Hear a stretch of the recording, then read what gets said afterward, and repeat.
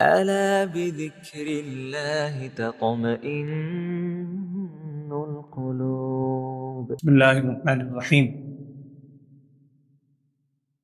اللهم صل على سيدنا ومولانا محمد وعلى آل سيدنا ومولانا محمد وبارك وسلم عليه. گزشتہ نشست میں رسول صلی اللہ علیہ وسلم کی سیرت طیبہ کے حوالے سے جو بات چل رہی تھی، کل بات ہوئی تھی کہ سن 7 ہجری کے چند واقعات میں نے آپ سے عرض کیے تھے، جس میں غزوہ خیبر سب سے مشہور واقعہ تھا، اور اس کے بعد آپ صلی اللہ علیہ وسلم نے عمرہ قضا ادا فرمایا تھا۔ تو گزشتہ سال سن 6 ہجری میں جب آپ صلی اللہ علیہ وسلم تشریف لائے، صلح حدیبیہ ہوئی تھی، اس میں پھر یہ طے پایا تھا کہ آئندہ سال مسلمان آئیں گے اور آ کر عمرہ ادا کریں گے۔ اس کو عمرہ قضا کہا جاتا ہے سیرت کے اندر، اور یہ پہلا موقع ہے ہجرت مدینہ کے بعد جب رسول صلی اللہ علیہ وسلم تشریف لائے اور آپ نے عمرہ ادا فرمایا۔ اس کے حوالے سے 1-2 بات میں نے عرض کی تھی۔ سن 8 ہجری کا سب سے مشہور واقعہ ہے فتح مکہ۔ اس سے پہلے ایک اور معرکہ پیش آیا، بڑا مشہور معرکہ ہے، لیکن چونکہ وقت نہیں ہوتا میں نام لے لیتا ہوں، آپ سمجھ جائیں گے۔ معرکہ موتا کے نام سے وہ آپ صلی اللہ علیہ وسلم نے، میں نے عرض کیا تھا، مختلف حکمرانوں کو خطوط لکھے تھے۔ ان میں ایک آپ صلی اللہ علیہ وسلم کی طرف سے سفیر، اور سفیر کی اس دور میں بھی تاریخی حیثیت تھی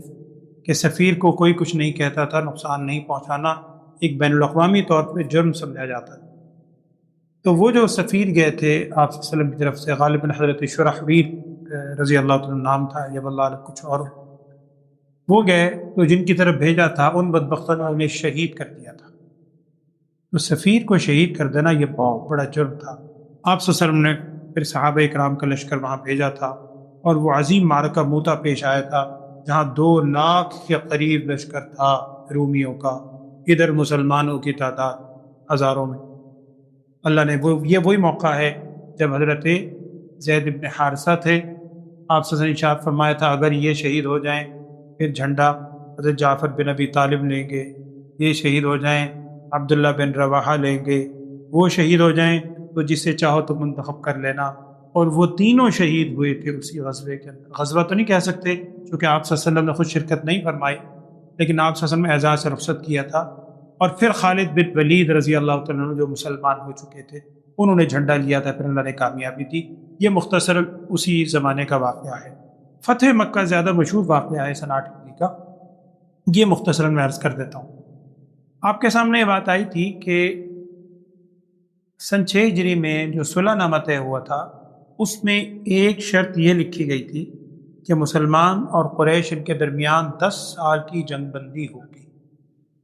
یہ بعض لوگوں کے ذہنوں میں سوال آتا ہے، آج کل بھی بعض نوجوان پوچھتے ہیں کہ جناب سر جب 6 ہجری میں جنگ بندی کا معاہدہ کیا تھا تو 2 سال کے بعد مسلمان مکہ فتح کرنے کیسے پہنچ گئے؟ جنگ بندی کا معاہدہ تھا اور بظاہر اسلحے سے لیس ہو کر گئے تھے پورا تیاری کے ساتھ، تو اس کی وجہ کیا تھی؟ انہوں نے معاہدہ کیسے توڑا تھا وہ میں عرض کر دیتا ہوں۔ انہی شرائط میں ایک شرط یہ بھی طے ہوئی تھی کہ جو قبیلہ کسی کا حلیف بننا چاہے، فرض کریں قریش اور مسلمان 2 بنیادی ہیں، قریش مکہ، مشرکین اور مسلمان، چھوٹے چھوٹے جو قبیلے تھے، یہ اجازت دی تھی ایک قبیلہ اگر حلیف یعنی حلف بردار اس کا ساتھی بننا چاہے تو وہ بن سکتا ہے۔ انہی میں قبیلہ بنی بکر اور قبیلہ بنی خزاعہ، یہ 2 قبیلے تھے مکے کے قریب آباد۔ ان میں قبیلہ بنی بکر یہ حلیف بن گیا قریش مکہ کا، مشرکین کا، اور قبیلہ بنی خزاعہ یہ حلیف بن گیا مسلمانوں کا۔ اب اس شرط کی روح سے اگر قبیلے کی آپس میں کوئی چپلش چلتی ہے تو اگر قریش ساتھ دیں گے اپنے قبیلے کا بنی بکر کا، یہ ایسے ہی ہے جیسے قریش نے مسلمانوں کے خلاف حملہ کیا، چونکہ مسلمانوں کا حلیف جو اس میں شریک ہے۔ اب ہوا یہ کہ بنی بکر بنی خزاعہ کی پرانی چپلش چلی آ رہی، اسی مدت میں بنی بکر نے بنی خزاعہ پر حملہ کیا، اور جو چیز انتہائی سنگین بنی، ایک تو بعض کہتے ہیں کہ وہ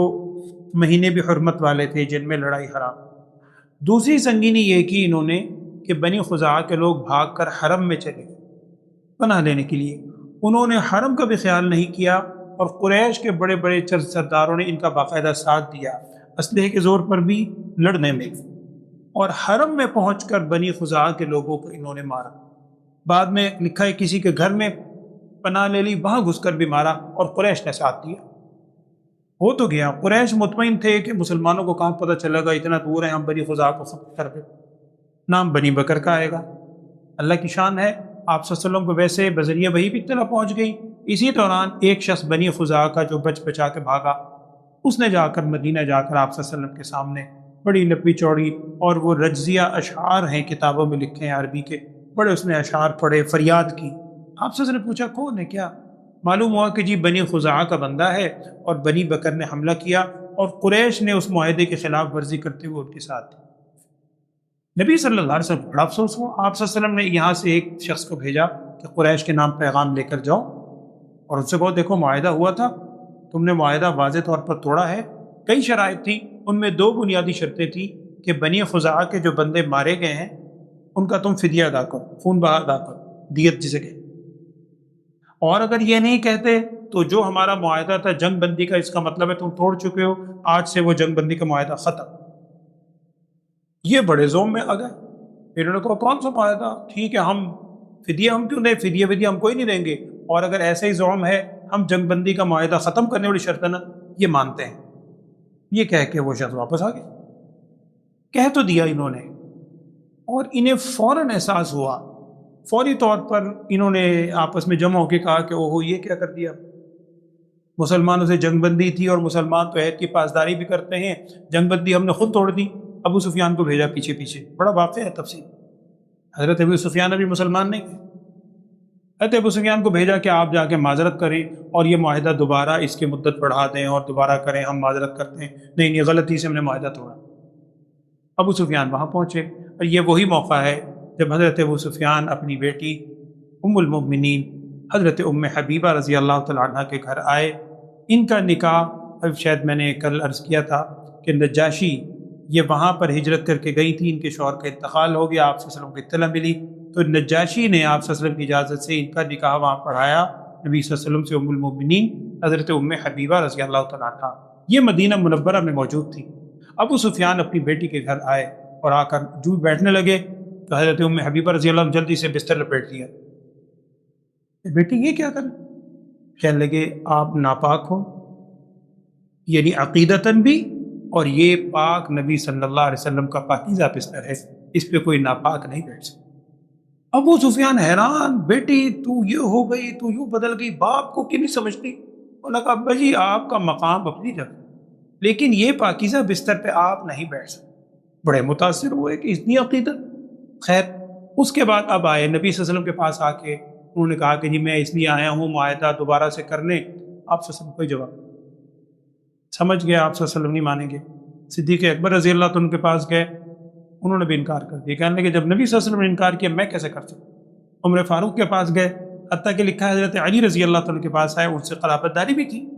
حضرت علی رضی اللہ عنہ نے کہہ دیا، فاطمہ رضی اللہ تعالیٰ عنہ تھی بیٹھی ہوئی تھی، ان سے کہا، انہوں نے بھی انکار کر دیا۔ بعض کتابوں میں لکھا ہے، تقریباً اکثر سیرت نگار لکھتے ہیں کہ حضرت علی رضی اللہ عنہ نے ویسے ہی مذاقاً یہ کہہ دیا کہ بھئی ماننا تو نہیں، اگر تمہیں اتنا ہی اصرار ہے نا تو ایک کام ہو سکتا ہے، تم ویسے ہی کھڑے ہو کے چلتے چلتے اعلان کرتے چلے جاؤ کہ جی میں وہ معاہدے کی مدت دوبارہ کرنے آیا ہوں، دوبارہ مدت کرنے کے لیے آیا ہوں، اور ہم نے دوبارہ معاہدہ کیا، یہ کہہ کے چلے جاؤ۔ حالانکہ یوں اعلان کرنے تھوڑی معاہدہ ہوگا، وہ تو صرف مطمئن کرنا تھا کہ جان چھڑاؤ، جیسے کہتے ہیں بھئی جو پیچھے لگ گیا ہے میرے لیے کوئی حل نکالو، پار انہوں نے کہا جی یہ حل ہے، بس کر کے نکل جاؤ۔ خیر ابو سفیان کو اور کچھ سمجھ نہیں آیا، وہاں کھڑے ہو کے اعلان کر کے کہ جی میں وہ معاہدہ دوبارہ سے کر رہا ہوں اور ہم دوبارہ معاہدہ کو بڑھاتے ہیں، یہ اعلان کر کے چلے گئے۔ پتہ تو تھا اس طرح کچھ بھی نہیں ہو تو معاہدہ تو ان دونوں طرف سے ہوتا ہے۔ وہاں پہنچے تو جا کر انہوں نے کہا کہ جی میں یہ کہہ کے آؤں، ان لوگوں نے بھی لانتنا شروع کر دی، اللہ کے بندے یہ کیا کر دیا تم، مذاق کر کے آئے ہو، اور وہ بھی محمد صلی اللہ علیہ وسلم سے، یہ کیسے ہو سکتا ہے کہ وہ نہ کریں۔ اب یہ ڈرنے لگے کہ اب ہماری خیر۔ نبی صلی اللہ علیہ وسلم نے اسی موقع پر مکہ کی طرف کوچ کرنے کی تیاری کی، اور یہ واحد موقع ہے آپ صلی اللہ علیہ وسلم نے اس کو خفیہ بھی رکھا، بالکل خفیہ تھا، لوگ ایک دوسرے سے پوچھتے تھے، کچھ پتہ نہیں، آپ صلی اللہ علیہ وسلم تیاریوں میں مصروف ہیں،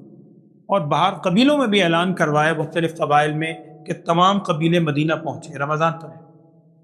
اور اس موقع پر 10,000 کا لشکر 10,000 کا لشکر سن 8 ہجری میں لے کے آپ صلی اللہ علیہ وسلم روانہ ہوئے۔ اچھا عجیب بات ہے، یہاں نبی صلی اللہ علیہ وسلم روانہ ہو رہے تھے، تیاریاں تھیں، آپ صلی اللہ علیہ وسلم کو اللہ کی طرف سے بذریعہ وحی اطلاع ملی۔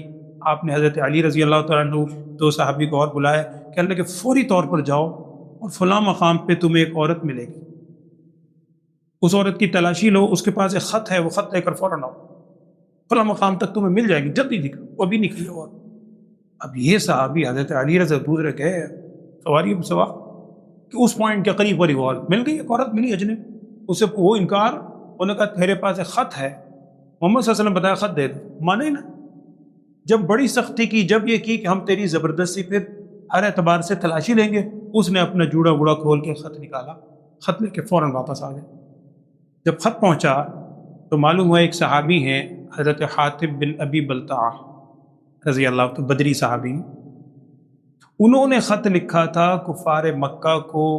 اس یعنی آپ صلی اللہ علیہ وسلم کے لشکر کی اطلاع، مکہ بھی جو آ رہے تھے۔ نبی صلی اللہ علیہ وسلم نے خط دیکھا، حاتب ابن ابی بلتع کو بلایا، بھائی یہ کیا؟ خیر وہ رونے لگے، ہاتھ جوڑے، کہنے لگے آپ صلی اللہ علیہ وسلم میں نے منافقت نہیں کی، اور بات یہ ہے کہ میرے بیوی اور بچے ابھی مکے میں ہیں، میرا بھاؤ اور کوئی میری قرابت داری کسی کے ساتھ نہیں ہے، میں نے صرف یہ ایک ہیلا نکالا تھا کہ آپ کو تو اس سے کوئی فرق نہیں پڑنا، صرف یہ ہے کہ میرا ایک احسان ہو جاتا مکے والوں پہ، کل کو اگر حملہ ہوتا ہے ہم پہنچتے ہیں تو مکے والوں کو میں وہ احسان کی وجہ سے اپنے بیوی بچوں پر وہ ظلم نہ کرے اور خیریت سے مجھے ہینڈ اوور کرتے ہیں، یہ میرے ذہن میں بات تھی۔ اس موقع پر حضرت عمر فاروق رضی اللہ عنہ تیزی سے آ گیا ہے، کہنے لگے یا رسول اللہ صلی اللہ علیہ وسلم یہ منافق ہے، اس کو میرے حوالے کرے، میں اس کی گردن اڑا دوں۔ نبی صلی اللہ علیہ وسلم نے کہا ہے عمر اس کو چھوڑ دو، اور پھر آپ صلی اللہ علیہ وسلم نے ایک جملہ ارشاد فرمایا، حدیث میں لکھا ہے، نبی صلی اللہ علیہ وسلم نے ارشاد فرمایا عمر تم جانتے نہیں ہو کہ یہ بدری صحابی ہے، اور اللہ تعالیٰ نے بدری صحابہ کے بارے میں کہا ہے قد غفرت لکم، میں نے تمہیں معاف کر دیا۔ یہ وہ صحابی، اور پھر بعض کتابوں میں ان کی توبہ کے بارے میں آیات اتری، اللہ نے ان کو معاف کر دیا۔ تو بدری صحابہ کا بہت بڑا مقام ہے، ہم اندازہ نہیں لگا سکتے۔ تو حاتب ابن ابی بلتع رضی اللہ تعالیٰ عنہ مخلص صحابی تھے، یہ غلطی ہوئی اجتہادی جو بھی تھی اس کی انہوں نے معافی مانگ معاف کی۔ اب نبی صلی اللہ علیہ وسلم لشکر لے کے روانہ ہوئے، راستے میں تھے کہ حضرت عباس آتے ہوئے نظر آئے، عباس بن عبد المطلب آپ صلی اللہ علیہ وسلم کے چچا، اور میں نے عرض کیا تھا یہ مسلمان ہو گئے تھے، نبی صلی اللہ علیہ وسلم نے ان کو روکا تھا، اور لکھا ہے سیرت کی کتابوں میں انہوں نے ایک دو دفعہ اجازت مانگی ہجرت کی، نبی صلی اللہ علیہ وسلم نے کیا فرمایا؟ آپ صلی اللہ علیہ وسلم نے ارشاد فرمایا عباس آپ وہیں رہیں، جیسے میں آخری نبی ہوں، میرے بعد کوئی نبی نہیں آئے گا، اسی طرح آپ آخری مہاجر ہوں گے، آپ کے بعد کوئی ہجرت کرنے والا بھی نہیں ہوگا، آپ ابھی انتظار کریں۔ یہ بالکل اس میں ہجرت کرنے کے لیے آپ صلی اللہ علیہ وسلم مدینہ آ رہے تھے، راستے میں مل گئے، اب جب ملے تو واپس آپ صلی اللہ علیہ وسلم کے ساتھ مکہ روانہ ہو گئے، کیونکہ آپ صلی اللہ علیہ وسلم مکہ جا رہے ہیں اپنے اہل و عیال کے ساتھ۔ اب آپ صلی اللہ علیہ وسلم نے مرۃ زہران نامی ایک جگہ کا نام لکھا ہے مکے کے قریب، وہاں آپ صلی اللہ علیہ وسلم نے پڑاؤ ڈالا، انہیں کفار اور اس کو بڑا خفیہ رکھا آپ صلی اللہ علیہ وسلم، کفار مکہ کو کچھ اندازہ نہیں تھا، کچھ لوگ سنگن لینے کے لیے تھے، انہی میں ابو سفیان ایک دو افراد کے ساتھ پھر نکلے، رات کا وقت تھا، بہت دور مسلمانوں کو لشکر اور 10,000 کا لشکر، نبی صلی اللہ علیہ وسلم نے ارشاد فرمایا تھا، آپ صلی اللہ علیہ وسلم کی بہت بڑی جنگی حکمت عملی تھی، آپ سے ارشاد فرمایا ہر خیمے کے آگے الاؤ روشن کیا جائے، ہر خیمے والا بار الاؤ روشن کرے۔ اب 10,000 الاؤ روشن ہو، پورا شہر لگتا ہے، اب وہ ابو سفیان وغیرہ جو دور جناب نظر آیا شہر ہی شہر آباد، رات کا وقت، اب یہ مکے سے تیزی کے ساتھ وہاں پہنچے، حیرت سے دیکھ رہے ہیں، کوئی کہتا ہے یہ بنی خزاعہ کے لوگ ہیں، کہنے لگے بنی خزاعہ کتنی یہ باتیں کر رہے تھے، حضرت عباس کہہ رہے تھے، آپ صلی اللہ علیہ وسلم کے خچر پہ سوار تھے، حضرت عباس نے آواز پہچان لی اندھیرے میں کہ یہ تو ابو سفیان کی آواز، وہ گئے آگے، ابو سفیان پکارا، وہ کہنے لگے آپ کہاں؟ حضرت عباس نے کہا کہ محمد صلی اللہ علیہ وسلم کا لشکر ہے، اور اگر تم قابو آ گئے نا تو بچ نہیں سکتے۔ اب ابو سفیان بھی پریشان، کرنے لگے بچنے کی کیا ضرورت ہے؟ کہنے لگے میرے ساتھ بیٹھ، میں تمہیں امان دلواتا ہوں۔ اچھا، اب خچر پہ سوار کر کے حضرت عباس رضی اللہ عنہ تیزی سے جا رہے ہیں، اور لکھا ہے جس پڑاؤ کے آگے سے گزرتے ہیں لوگ ایک دم روک کے دیکھتے ہیں، کون؟ دور سے دیکھتے ہیں نبی صلی اللہ علیہ وسلم کا خچر ہے، اور آپ صلی اللہ علیہ وسلم کے چچا عباس سوار ہیں، چھوڑ دیتے ہیں، حضرت عمر رضی اللہ عنہ کے پاس سے گزرے، انہوں نے بھی روک کے پوچھا کون ہے؟ انہوں نے کہا عباس، پیچھے دیکھا ابو سفیان۔ حضرت عمر رضی اللہ پیدل تھے، انہوں نے دوڑ لگا دی اور چیختے جا رہے ہیں اللہ کا دشمن ابو سفیان آ رہا ہے، میں چھوڑو۔ حضرت عباس آگے دوڑتے ہوئے جا رہے ہیں خچر پہ، وہ جا کے سیدھے نبی صلی اللہ علیہ وسلم کے پاس، پیچھے پیچھے حضرت عمر رضی اللہ عنہ کی، یا رسول اللہ میرے حوالے کریں، اللہ کا دشمن ابو سفیان قابو آ گیا، اللہ نے خود ہمارے پاس اس کو بھیج دیا۔ حضرت عباس اس کو امان دلوا رہے ہیں ان کو۔ نبی صلی اللہ علیہ وسلم خیر ان کو وقتی طور پر روکا۔ پھر آپ سے اگلی صبح حضرت عباس آئے حضرت ابو سفیان کو لے کر، نبی صلی اللہ علیہ وسلم ان سے بھی یہی کہا کہ سفیان ابھی بھی تمہاری آنکھیں نہیں کھلی، ابھی بھی تم پر حقیقت آشکارا نہیں ہے۔ خیر حضرت ابو سفیان وہاں کلمہ پڑھ کے ایمان لے آئے، اللہ تعالیٰ کا کرم ہے ایمان لے۔ اب جب وہ ایمان لائے اور بس مسلمانوں کا لشکر اب چلنے ہی کو ہے مکے کی طرف، اب ان کو ابو سفیان کو پوری پریشانی ہے، میں کسی طرح مکے والوں کو جا کے بتاؤں کہ اتنا بڑا لشکر آ گیا مسلمانوں کو، صحیح تمہیں پتہ ہی نہیں۔ حضرت عباس نے کہا نبی صلی اللہ علیہ وسلم سے کہ یا رسول اللہ صلی اللہ علیہ وسلم، ابو سفیان سردار آدمی ہیں، ابھی تو ایمان لائے ہیں، ابھی ذہن کے اندر وہ اپنی ایک بڑائی سرداری والی ہے، ان کو نہ کوئی چیز عنایت فرمائے۔ نبی صلی اللہ علیہ وسلم نے فرمایا ابو سفیان جاؤ اعلان کر دو، جو تمہارے گھر میں داخل ہو جائے اسے امن، اسے کچھ نہیں کہیں۔ حضرت ابو سفیان کو اور حوصلہ ہوا، کہنے لگے یہ تو بڑا تھوڑا ہے، میرا گھر تو چھوٹا سا ہے، اس میں کتنے بندے آ جائیں۔ نبی صلی اللہ علیہ وسلم نے ارشاد فرمایا اچھا یہ بھی اعلان کر دینا جو حرم میں داخل ہو گیا اس کو بھی امن ہے، ہم کچھ نہیں کہیں گے۔ اب حوصلہ تو ہو گیا تھا، رحمت للعالمین صلی اللہ علیہ وسلم کی گفتگو سن رہے ہیں، کہنے لگے یا رسول اللہ صلی اللہ علیہ وسلم یہ بھی بڑا مختصر ہے، کچھ اور امن دیں۔ نبی صلی اللہ علیہ وسلم نے ارشاد فرمایا جاؤ ابو سفیان یہ بھی اعلان کر دو جو اپنے گھر کا دروازہ بند کر لے، بس گھر میں داخل ہو کے دروازہ بند کر لے، ہتھیار نہ اٹھائے، کچھ نہیں کہیں گے، امن۔ اب ابو سفیان یہ کہتے ہوئے دوڑے بڑی تیزی کے ساتھ وہاں مکے کی طرف، اور چیختے چلانے جا رہے ہیں، وہ کفار کے لوگ، وہ مشرکین اور مسلمانوں کا لشکر آ گیا۔ جب وہاں پہنچے لوگ حیران، اور ان کی بیوی کہتے ہیں ان کی داڑھی پکڑ کے کھینچ رہی ہے تو ہوش میں بھی ہے، کیا کہہ رہا ہے؟ اب وہ کہہ رہے ہیں کہ چھوڑو انہیں، اور سب اعلان کر رہے ہیں جو اپنے گھر کا دروازہ بند کر لے گا امن میں ہوگا، جو میرے گھر میں داخل ہو جائے اسے بھی امن ہوگا، اور ورنہ تمہاری خیر نہیں، محمد صلی اللہ علیہ وسلم کا لشکر آیا ہی آیا۔ اور ادھر آپ صلی اللہ علیہ وسلم لشکر لے کے روانہ ہوئے، 3 اطراف سے آپ صلی اللہ علیہ وسلم نے مکے میں داخلہ فرمایا، 10,000 کا لشکر۔ ایک جانب سے خالد بن ولید رضی اللہ تعالیٰ عنہ مکے کی جو بھی اس زمانے میں تھا ایک اپنا نشیبی سمت سے داخل ہوئے، جہاں پر نشیب تھا، آپ صلی اللہ علیہ وسلم بالائی سمت سے داخل ہوئے، ایک اور سمت سے مختلف۔ خالد بن ولید رضی اللہ عنہ جس راستے سے گئے وہاں مکے کے چند اوباش وہ گنڈوں کا ڈیرا تھا، انہوں نے تھوڑی سی رکاوٹ کی، یہاں تھوڑی سی لڑائی ہوئی، 2 مسلمان شہید ہوئے اور 10 کے قریب مشرکین یہاں پر مارے گئے، اور کسی جگہ رکاوٹ نہیں آئی۔ آپ یہ وہ موقع ہے جب آپ صلی اللہ علیہ وسلم اپنی اونٹنی پر سوار تھے اور انتہائی عاجزی سے آپ صلی اللہ علیہ وسلم کا سر مبارک اونٹنی کے کجاوے پر یوں کر کے گرا ہوا تھا، اور زبان پر آپ صلی اللہ علیہ وسلم کے سورہ فتح تھی، انا فتحنا لک فتحا مبینا، اور قل جاء الحق وزهق الباطل ان الباطل کان زہوقا۔ یہ آیات پڑھتے ہوئے آپ صلی اللہ علیہ وسلم مکے میں داخل ہو رہے ہیں۔ اب لوگ حیرت سے دیکھ رہے ہیں اتنا بڑا لشکر آ رہا ہے، ادھر سے آ رہا ہے، ادھر سے آ رہا ہے۔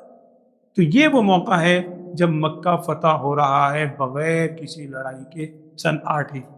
پھر اس کے بعد کے وہی واقعات ہیں کہ آپ صلی اللہ علیہ وسلم حرم میں داخل ہوئے اور اپنے عصا سے اشارہ کرتے جاتے ہیں بت کی طرف، بت نیچے گرتے ہیں اور زبان پہ الفاظ جاری ہیں۔ پھر اگلے دن آپ صلی اللہ علیہ وسلم نے صفا پہاڑ پہ جا کر اعلان فرمایا، جب سارے لوگ وہاں پر موجود تھے، سب کی نگاہیں جھکی ہوئی ہیں، سب 100% تیار ہیں، اب ہمارے ساتھ کیا معاملہ ہوتا ہے، ساری ریت پوری گھوم رہی ہے، بدر میں ہم نے چین سے نہیں لینے دیا، عہد میں ہم پہنچ گئے، خندق میں ہم پہنچ گئے، پھر سازشیں ہم کر رہے ہیں مسلسل۔ اب سب نے پھر آپ صلی اللہ علیہ وسلم نے پوچھا کہ تم میرے بارے میں کیا رائے رکھتے ہو؟ سب نے، اور تو کچھ سمجھ نہیں آیا، یہی کہا آپ انتہائی کریم ہیں، کریم باپ کے بیٹے ہیں، بڑے معاف کرنے والے ہیں۔ پھر نبی صلی اللہ علیہ وسلم نے وہی جملہ ارشاد فرمایا تھا، جاؤ آج میں تم سے وہی کہتا ہوں جو میرے بھائی حضرت یوسف علیہ السلام نے اپنے بھائیوں سے کہا تھا جب بھائی آئے تھے، اس حضرت یوسف علیہ السلام کے پاس معافی مانگی تھی، تاللہ لقد آثرک اللہ وإن كنا لخاطئین، ہم ہی واقعی خطا کار تھے۔ تو یوسف علیہ السلام نے فرمایا تھا لا تثریب علیکم اليوم یغفر اللہ لکم وہو ارحم الراحمین۔ آپ صلی اللہ علیہ وسلم میں وہی کہتا ہوں، جاؤ آج تم سے کوئی پوچھ نہیں ہے، اللہ تمہیں معاف فرمائے اور وہ بہترین رحم کرنے والا ہے۔ یوں سن 8 ہجری میں مکہ مکرمہ اللہ نے فتح کروایا بغیر کسی لڑائی کے۔ اس کے فوراً بعد کچھ ہی عرصے کے بعد ہے غزوہ حنین، جو حنین مکہ کے نزدیک جگہ تھی، سن 8 ہجری ہی میں۔ پھر آپ صلی اللہ علیہ وسلم واپس تشریف لائے۔ ایک میں بات آخر میں عرض کر دیتا ہوں، جب یہ مکہ فتح ہوا تو انصار کے دل میں بڑا خدشہ ہوا۔ اور ایک بات اور ذہن میں رکھیں، آپ صلی اللہ علیہ وسلم نے جہاں پڑاؤ ڈالا، ایک دن پہلے صحابہ نے پوچھا تھا یا رسول اللہ صلی اللہ علیہ وسلم مکہ میں آپ کہاں ٹھہریں گے، آپ کا خیمہ کہاں لگایا جائے؟ فتح مکہ کے موقع پر آپ صلی اللہ علیہ وسلم نے ارشاد فرمایا جہاں شعب ابی طالب میں ہم رہے تھے، وہ 3 سال جہاں گزارے تھے نا، اس کٹھن جگہ پہ وہیں خیمہ لگایا جائے۔ وہیں آپ صلی اللہ علیہ وسلم کا خیمہ لگایا گیا، وہاں قیام فرمایا۔ اور پھر آپ صلی اللہ علیہ وسلم نے عثمان بن ابی طلحہ کو بلایا تھا اور کنجیاں نہیں تھی خانہ کعبے کی۔ جاتے ہوئے ایک دفعہ آپ صلی اللہ علیہ وسلم سے کنجی مانگی تھی تو انہیں ہاتھ جھٹک دیا تھا، میں نہیں دیتا کنجی۔ نبی صلی اللہ علیہ وسلم نے ارشاد فرمایا تھا عثمان، ایک وہ دن آئے گا جب یہ کنجی میرے ہاتھ میں ہوگی اور میں جسے چاہوں گا کنجی۔ اب حضرت علی رضی اللہ تعالیٰ آگے آئے، یا رسول اللہ صلی اللہ علیہ وسلم یہ خدمت ہمیں دیں، اور خدمات بھی ہمارے خاندان پہ یہ بھی ہے، کوئی اور آئے۔ پھر وہ قرآن کی آیت بھی اتری، ان اللہ یأمرکم ان تؤدوا الامانات الی اہلھا، بے شک اللہ حکم دیتا ہے کہ امانتیں ان کے اہل تک پہنچائی جائیں۔ پھر آپ سب نے بلاؤ بھائی عثمان کو دوبارہ، عثمان بن ابی طلحہ۔ اور وہ دن ہے، اور کہتے ہیں آج کا دن ہے، اسی خاندان میں بیت اللہ کی کنجیاں چلی آ رہی ہیں۔ آج بھی اسی خاندان کے اندر وہ شیبی کے نام سے جو خاندان مشہور، وہی خاندان چلا آ رہا ہے۔ آپ صلی اللہ علیہ وسلم کو بعد میں ایمان لائے، ان کے خاندان میں وہ کنجیاں منتقل کی۔ سن 8 ہجری فتح مکہ، پھر 9 ہجری میں غزوہ تبوک ہے، اور پھر حجۃ الوداع اور تقریباً اختتامی واقعہ۔ الحمدللہ رب العالمین، اللہم صلی علی سیدنا و مولانا محمد وعلی آل سیدنا و مولانا محمد وبارک وسلم۔ اللہم ارنا الحق حقا وارزقنا اتباعہ، وارنا الباطل باطلا وارزقنا اجتنابہ۔ اللهم اهدنا الصراط المستقيم صراط الذين أنعمت عليهم من النبيين الصديقين والشهداء والصالحين. اللهم إنك عفو كريم تحب العفو فاعف عنا يا غفور. وصلى الله تعالى على خير خلقه سيدنا ومولانا محمد وعلى آله وصحبه أجمعين برحمته.